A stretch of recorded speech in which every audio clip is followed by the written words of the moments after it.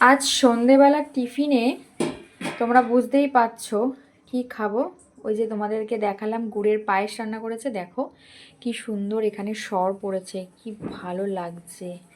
এটা এখন এখন একটু গরম আছে, তবে ঠান্ডা খেলেই বেশি ভালো লাগে। তো যাই হোক, আর বেশিক্ষণ অপেক্ষা করা যাবে না, গুড়ের পায়েস বলে কথা। তো আমি একটা বাটিতে এটা একটু ঢেলে নেব। আমি এটা এখন খাবো একটু মুড়ি দিয়ে খাবো। তোমরা কে কে পায়েস মুড়ি দিয়ে খেতে পছন্দ করো আমাকে অবশ্যই কমেন্ট করে জানাবে।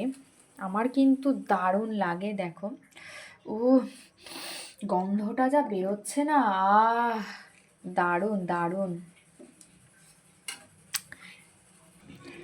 এবার সাইডে আমি একটু মুড়ি নিয়ে নেব, অল্প করে, বেশি না, একদমই অল্প নেব।